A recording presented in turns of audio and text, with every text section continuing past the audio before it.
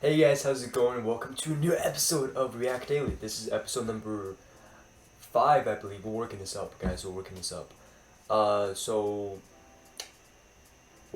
I'm up pretty early today, 7:10 a.m. Pretty proud of myself. Anyways, I want to talk about, skip the BS. I want to talk about MERN, right? I'm sure for the beginners, for anybody who's doing developing, you definitely have heard of MERN. You definitely have heard of like full stack MERN. You maybe have heard of MERN, which is Angular instead of React. But today I want to show you guys some code that integrates these technology, like the part where the backend integrates with the database, and then with mongoDB, and then the part where the front end React connects with the backend. So first of all, MERN allows you to make any website, and it is just a really established technology. Like a lot of people use MERN, but if you are like MERN isn't the it is not the one best way. It really depends on what you know.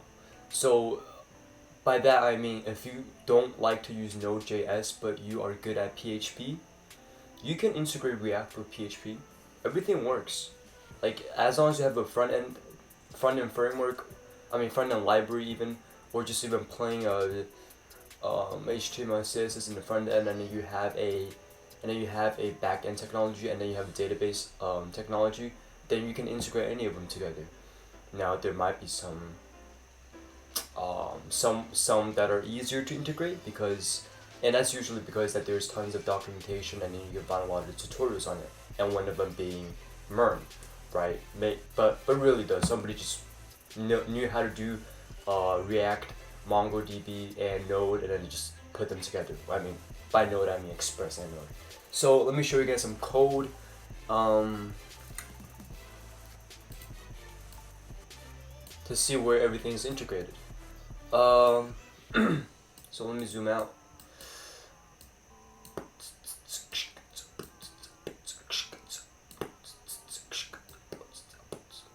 So what I have to my left here is actually, this is only React.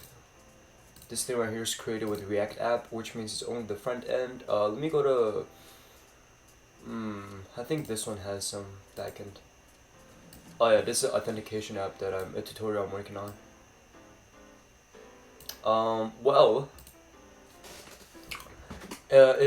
If you look at MERN, every single MERN application, I think, is readable by anyone, because, I think people make their MERN apps in a really similar formats, right? We make it into a client side, and then we make it into and then there's and then on the, so this is the entire package, and then we have inside a folder that is a client side, and then but the other things that are on the backend is on the same level as the client side, right? So the server is on the same level as the client side, and that results in two package.json, and package.json is like just imagine as something like, you can look at it to see what files you have installed. So for the back end and then database stuff, you want to install it on this folder, and then for like the front end libraries like materialize UI, I don't know, you're not gonna use that for the back end, so you want to install it inside of the clients right here. So let me show you guys some code. It's gonna be really quick. Well, yeah, again, a lot of people I think use the same formats, at least for the few ones I've read, roughly the same formats, because I think people just followed some tutorial, and then the tutorial had a really good. To start out in MERN, you probably had to look up a tutorial. It's going to be really hard to integrate these technologies by yourself. Without any like sample code or good documentation. So we all looked at some tutorial, and that tutorial had really good formatting and way to put your stuff, right? Just really good designing for the the folder designing that we just use it. So so I think the MERN projects you're going to see are going to be pretty similar. So we have a server, right? Server does whatever. Server connects the back end. So this is where the back end connects with the mongoDB. This is not where the back end endpoints exist. So just by writing this, you cannot go from the front end to the back end, because you do need to make an address where your front end can call to the back end. This is merely connecting. Well, actually, just ignore what I said, I think. Yeah, but this is connecting connecting Express with mongoDB. And that is done with mongoose, which is just a package. Yeah, right here, and then yeah, this will be connection. And so after you connect the backend with the database, here are some functions that's the backend communicates with the database to get data. Let me go to this is a simple, and by the way, these are the actual endpoints, but we can see here, user is requiring a model / user, and then if we go to this big user, this is actually a mongoose model. So by requiring user here, we get access to the mongoDB model, and then we can, in the backend, in Node, Express's backend, we can just do that model, and we can do stuff like find one, because now we have access to the documents, and then we can find the individual objects in the documents if we want, and then we can definitely do a lot of other stuff with it. There are tons of methods, and really to best learn mongoDB, I believe it's just the documentation is actually pretty poor in my opinion. Everything is over the place, but go in there and just read some of the functions, and you're gonna have better idea. Yeah, so that's really the connection between backend and database, and of course there's user.find1, and there's also something like .save. Where can I find a .save? It should be under register. Yeah, so you can make a new model. You can make a new object of that model to save in the document, right? Document are basically these mongoDB collections. Yeah, so then here you do where's save? Yeah, new user.save saves the stuff from the backend to the database. But okay, so here then, right, we're saving stuff from the backend to the database. But here's the interesting thing. I mean, not really interesting, but here's where everything connects. Where do you get that data to save in the backend? You get it from the front end. The front end, for a user, you probably have a form. Let me just run a random website. I'll just run my website. I'm gonna run the last website I built, and if you guys are interested in how to learn data science, how to learn machine learning, I compiled a lot of these roadmaps from like other sources. So let me log out of my website, log in, and let's do sign up. And right here, this is the form, right? And then when I press register, the front end sends that information to the back end, and then the back end can in turn create a new user object, and then just do that user.save, right? And then do other stuff. So then the question is how to connect the front end with the back end. It's really easy. You probably do this. You probably have done this even if you've never done website development. You probably, if you do Python, you definitely use the request library, which allows you to make HTTP requests. And I cannot find anything that is. Okay, so right here. That right here is how you connect is how you send data from the front end to the back end.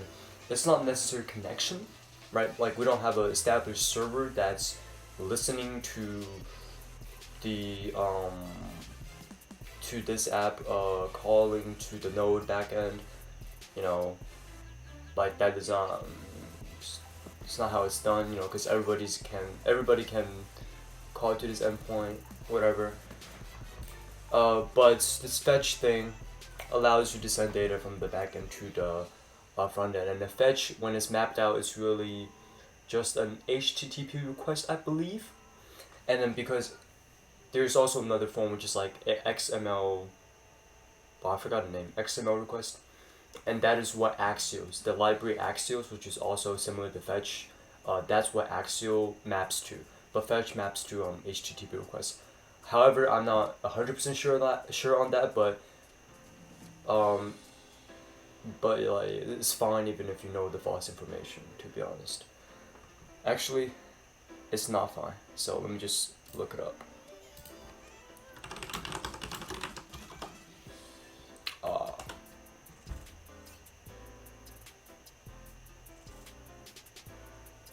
Okay, it's not the XML HTTP request. So fetch is probably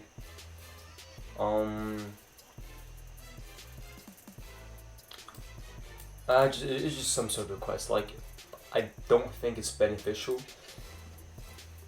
to dig too deep into Confuser. Just imagine as a request. So that's how you connect the front end with the back end.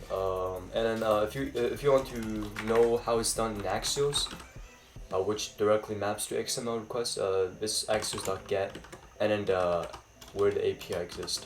Oh, I didn't talk about the API.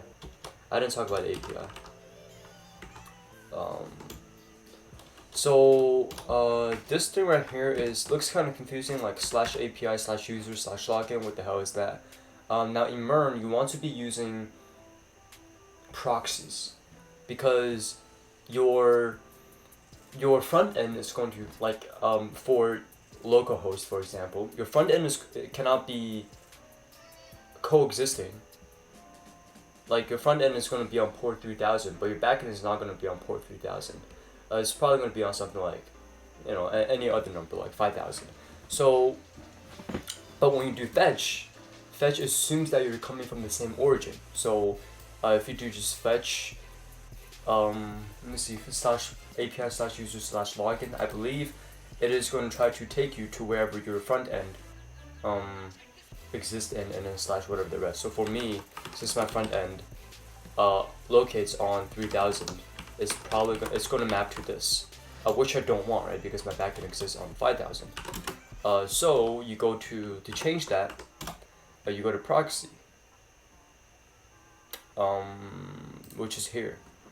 You just do that. Sometimes it's not gonna work. For example, this thing right here does not really work right now, but I believe it's like a create React app bug or something that I'm facing. Anyways, ignore that. Just know that you have to use proxy sometimes.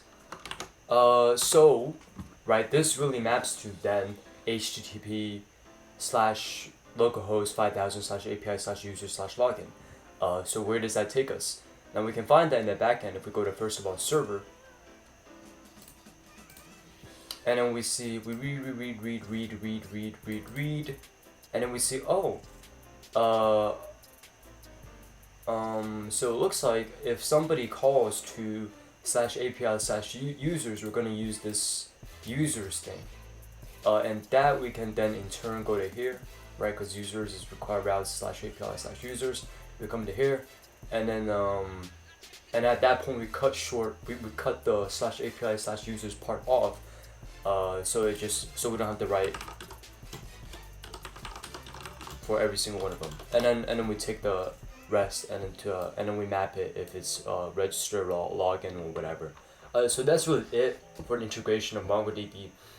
As a summary, I would like to just say mongoDB is actually not the only way to do it, but it is really good, and it has relatively good, maybe not documentation, but it has good tutorials, community, and templates, whatever. So thank you guys for watching. See you guys tomorrow.